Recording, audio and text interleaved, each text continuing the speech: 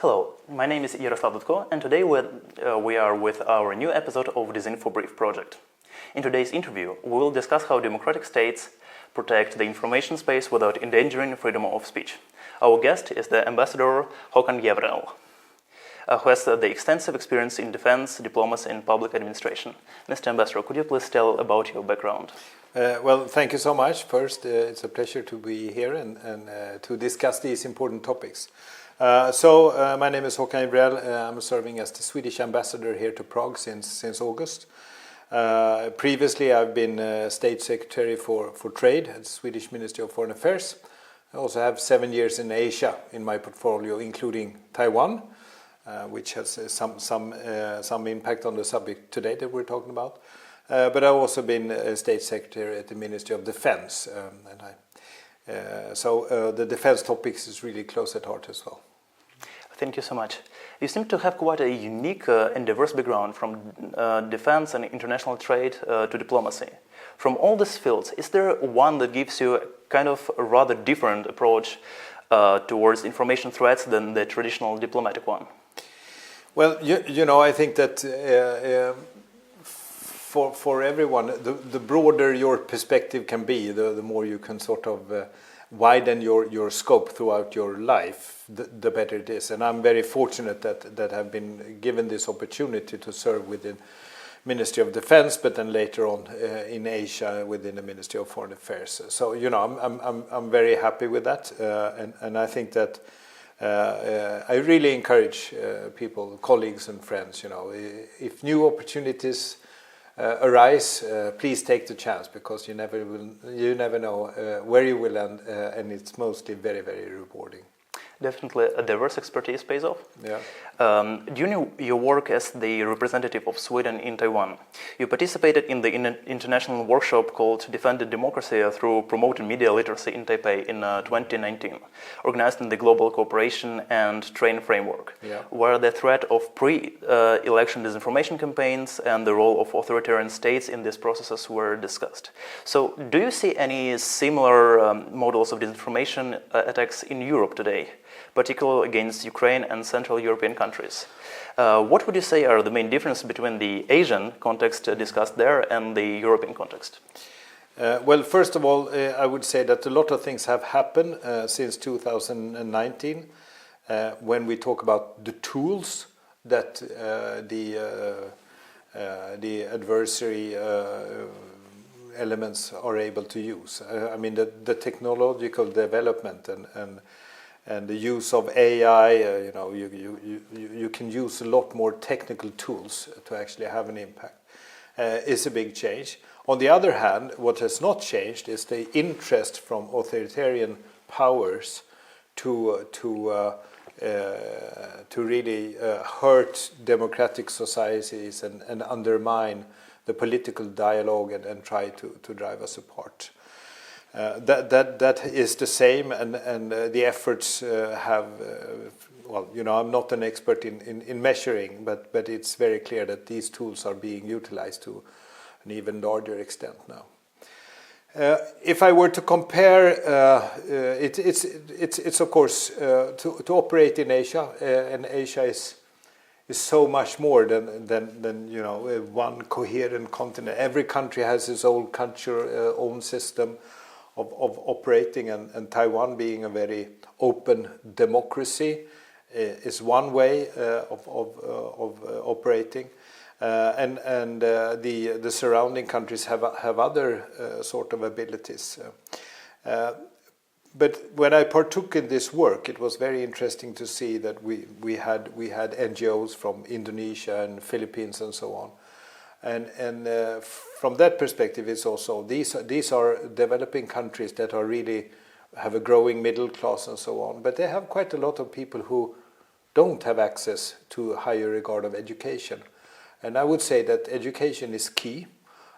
They noted, and I think that the less educated, the more vulnerable you are for disinformation.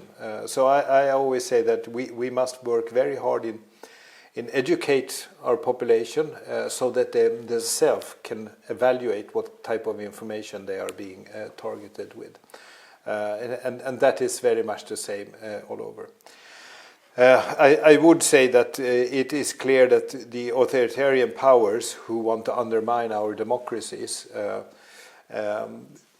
they are probably working together, but at least it's very clear that they share best practices between themselves, and this is really scary. And the amount of resources and tools utilized for this is at a scale that I would assume that most people don't even want to know how massive it is. So it is a really big challenge, and with the new tools coming in from the big AI companies more or less every day, video editing, AI movies, and so on, it becomes more and more tricky for our population to evaluate what is true and what is not. So the democracies ought to engage in sharing the information between their own. Okay, so coming back a bit to the European context. Well, in recent times, Ukraine is kind of the training ground for the disinformation techniques. And therefore, do you see any practices that were developed in campaigns against Ukraine being exported for use in disinformation operations against the EU member state, and especially here in the Central Europe? I think it's a bit tricky for me to say specific measures from that perspective. But one thing is clear, that every society has its vulnerabilities, and how to find those vulnerabilities and attack them. That is the enemy sort of is exploiting that every day. And of course, if you see things that would work in one country, you will try to make that work in another country. I think that's a very natural thing for them to do. So of course we are very, very keen on working together with friends and partners. And of course the experiences that now are being learned in Ukraine is very valid in Sweden as well. And I know that our agencies, government agencies, but also private entities, companies and so on are very keen on understanding this, to be able to be more resilient. So I think that's very, very important, and we are ever grateful that the Ukrainian people and Ukrainian entities in all regard are very much open and to share that experience. And hopefully with our experience we can also give some feedback and contribute to the resilience within Ukraine. Talking about the Swedish experience, we encountered a lot of mentions of the Swedish Psychological Defense Agency that analyzes foreign information manipulation, counteracts it, and coordinates government, media, and public efforts. So we're talking about this agency. What role does it play as a hub? Is there a state body functioning on the civilian level and in the field of crisis communications, and not just on the government level? So, first of all, our way of running the government is that the government is quite small, and then we have the government agencies. And this agency for psychological defense is one of them. Even though it has a defense in the name, it's a civilian body. So what they play a crucial role in actually identifying ongoing sort of threats towards the Swedish society. And they are working closely with, of course, our intelligence services, both military and our civilian intelligence service. And at the same time, we also have something called the Swedish Institute, which also tracks what's going on online outside of Sweden. Because many times, sort of a sentiment or a narrative can be started outside of Sweden to start a campaign that then directs to Sweden.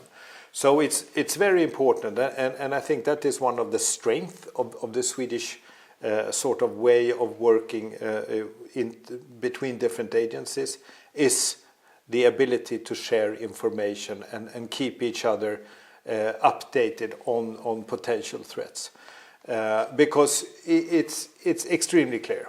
No one will be able to tackle any of these threats alone. You have to work together. And I must say that is also very impressive with what's going on in Ukraine, which is to a large extent decentralized, but experiences that occurs in one part of the front, unless you share it, you will be weak. And for us to also continue to learn from that is also crucial. Thank you for sharing this. So I've been really interested. From our different interviews and different information that we gathered, we found that this approach of psychological defense is pretty unique. Because usually it's more about information security and not really about psychological defense.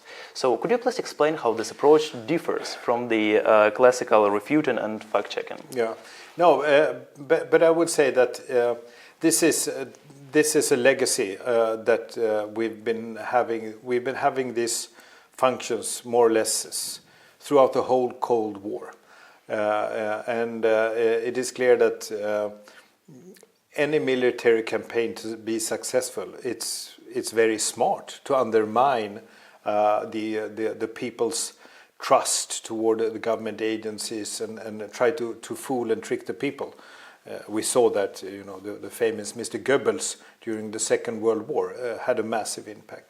So for us, this has been a very important task to make sure that all the government agencies, from government agencies even to schools, to see that we are sort of trained in learning how to understand the impact of these psychological campaigns from the enemy.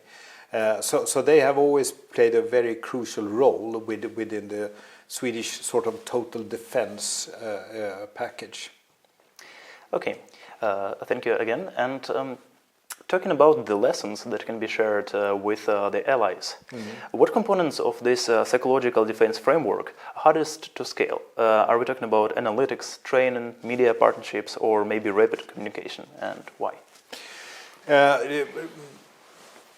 That's a really you probably would have to evaluate quite a lot of things until you find sort of the proper solution for every country in a sense. But what I would say is that the big challenge now, which is also a headache for all our government agencies, but especially Agency for Psychological Defense, two things. To build a robustness to be able to detect new technological tools that are being used. I mean, the rapid development is really how should we prepare to counteract when the technology development is so fast within the whole network sphere, so to say. So that is really something that we probably Sweden cannot do this alone. We really have to have the best knowledge to share among friends and partners and allies in that regard. Second thing is what's always very tricky is speed of development. And I will give you one example. We had a terrorist attack in Stockholm some years ago where a truck driver a terrorist took a truck and drove it into a pedestrian street and trying to hit as many people as possible. So that was the terrorist attack. When this happened, you have immediately information. A terrorist attack is ongoing. And at the same time, somebody reported heard a gunshot in some other place of the city. And of course, the police and everybody has to react to that. That turned out not to be true. But it actually massively redirected resources and for every agency, how are we to counteract on this new threat? And then, more rumors were starting to spread. And I think that is one of the absolutely biggest challenges in a very ongoing event. How to evaluate the information that is incoming and to really validate. Is it a real threat or is it someone just trying Especially in times of crisis. Exactly. Is it only someone that is really trying to make chaos even bigger and having people not to trust the response of the local and national levels of resources that are allocated. And this is becoming more and more tricky, because what used to be 10 years ago that you more or less had to make a phone call to a news agency, hey, there's a gunshot over here. Now you have instantly online, and you can post, you can post real videos that are fake. So this is to have any government agency cannot just do this. We really need the population to be aware that this will occur in time of crisis, so that we are trying as much as we can to have an educated population, everything from from school to the elderly care, more or less, trying to be prepared that, okay, validate the data, and it's very, very difficult. So I think that's a big challenge for us all. So from your own personal experience, what is the best indicator that all these efforts had a success in terms of increasing the resilience of society? Would it be trust in institutions, or maybe the decrease in the reach of these disinformation campaigns? In Sweden we are exceptional because we have a very high trust in government agencies and institutions, and it for sure doesn't look the same all over Europe, so it's a bit difficult to compare. But if we have high trust, that of course helps in situation of crisis. But I would say, and we can just look at, we have election coming up in Sweden now, and also at the latest election for the European Parliament in Sweden, when we evaluate it afterwards, it seems that Swedish population and Swedish voters have been resilient. So we haven't seen that large, even though, of course, the bad guys tried to influence us. It didn't get hold into the Swedish voters, and I think to a large extent that we are highly digitalized. Everyone, from school people to are used to be online, and what you see on TikTok or any other media platform, you realize that this is maybe not true. And that's the education part of being used to be online. Then you are also better in evaluating what's coming out of it. So far we've been lucky, but as I said, the future tools of this is just mind-boggling. So let's cross our fingers and hope that our election this fall will be can be done without any large influence from foreign players. Hopefully so. So you mentioned that Sweden has a kind of unique experience of citizens' trust in institutions more than in other countries. But if trust is a key element of psychological defense, what should the countries where the trust in institutions is not as high as in Sweden do? What if they are crippled by polarization? And this is very difficult, because we have our narratives and how to work with it, but it's a long-term project for sure, to make sure that fighting corruption, making sure that government agencies and government representatives stay to the facts and really presenting it in a way that long-term builds trust. And because, of course, the adversary, they will exploit any sort of lack of trust and turn it into their advantage. So I think it lies a big responsibility with politicians, of course, but also for all the people working in public administration to realize that operate in a landscape which might be very divided, and therefore there lies even a bigger responsibility to present information and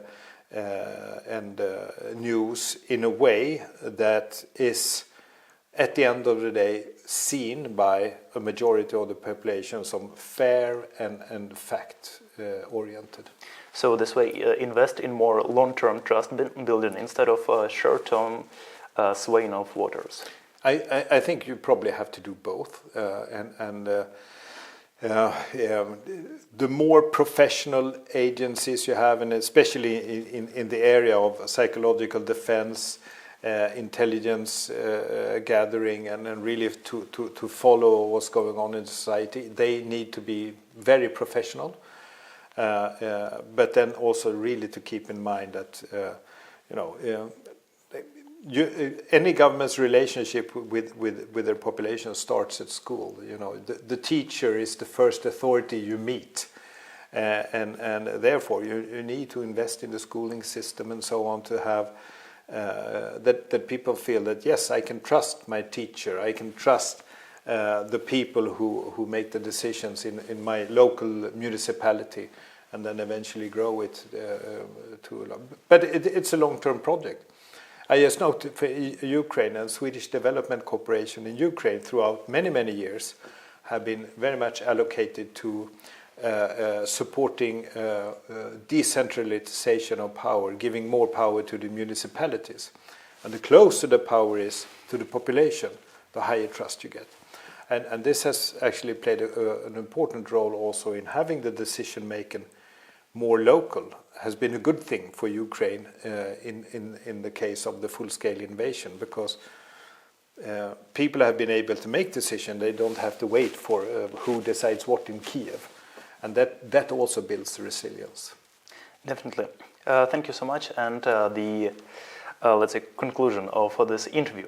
What are the three crucial pieces of advice that you would give not to governments, but maybe to citizens and journalists from Czechia and Ukraine on how to reduce vulnerability to manipulations? First of all, I would say education as an overarching. The more educated your population is, the easier they have to tell truth from anything would be fake.